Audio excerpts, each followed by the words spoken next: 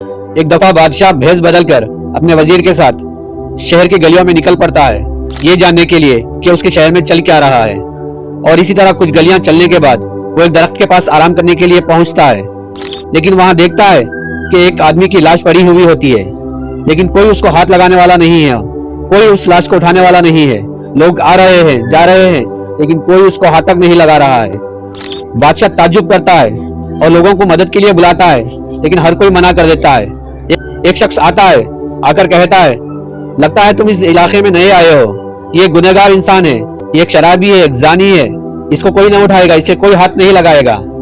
تو بادشاہ کو حیرانی ہوتی ہے، جیسے تیسے کر کے کچھ لوگوں کو اکٹھا کرتا ہے اور اس لاش کو اٹھاتا ہے اور اس کا گھر کا پتہ معلوم کر کے اس کی لاش کو گھر تک لے جاتا ہے اور اس کی بیوی سے پوچھتا ہے کیا واقعی میں تمہارا شوہر اتنا گنہگار تھا جو مرنے کے بعد بھی کوئی اس کو ہاتھ تک نہیں لگا رہا ہے؟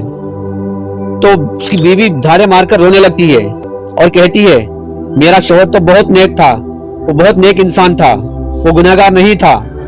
تو بادشاہ کو اور حیرانی ہوتی ہے، لیکن لوگ تو کہہ رہے ہیں کہ یہ گنہگار ہے۔ تو بیوی کہتی ہے جی ہاں، لوگ بھی سچ کہہ رہے ہیں اور میں بھی سچ کہہ رہی ہوں۔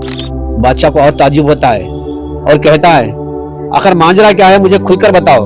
وہ عورت کہتی ہے میرا شوہر ہر روز شراب کھانے جاتا اور ایک شراب کی بوتل لے کر آتا اور گھر آ کر اسے نالی میں بہا دیتا، لیکن لوگوں کو تو یہی پتا تھا کہ وہ شراب کھانے جاتا ایک بوتل لے کر آتا، اسی لیے لوگ اسے شرابی سمجھنے لگے۔ اور اسی طرح وہ ہر روز ایک زنا کرنے والی عورت کے گھر جاتا، اس کو پیسے دے کر یہ کہتا کہ تمہیں آج کسی کے ساتھ زنا نہیں کرنا ہے، اور واپس آ جاتا۔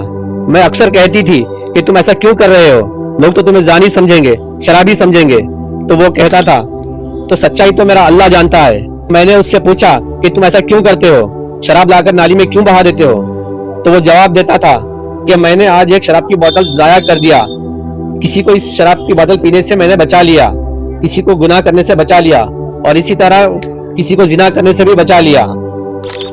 تو میں کہتی تھی ویسے تو تم لوگوں کے نظروں میں گر جاؤ گے، جب تم مرو گے تو تمہارے جنازے میں بھی کوئی نہیں آئے گا۔ وہ مجھے اکثر کہا کرتا تھا کہ تم دیکھنا میرا جنازہ وقت کے بادشاہ پڑھائیں گے اور بڑے بڑے علماء میرے جنازے میں شامل ہوں گے۔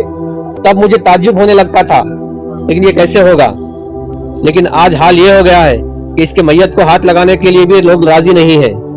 تو جب بادشاہ کہتا ہے اے میری بہن تم فکر مت کرو کہ میں ہی بادشاہ ہوں، اور میں یہ اعلان کرتا ہوں کہ تمہارے شوہر کی جنازے کی نماز میں خود پڑھاؤں گا اور بڑے بڑے علماء بھی اس میں شامل ہوں گے۔ اسے کہتے ہیں سچے دل سے نیکی کرنا۔ لیکن ہمارا حال تو یہ ہوتا ہے، ہم لوگوں کی نظروں میں تو نیک بننا چاہتے ہیں، بھلے ہی اللہ کی نظروں میں گر جائے۔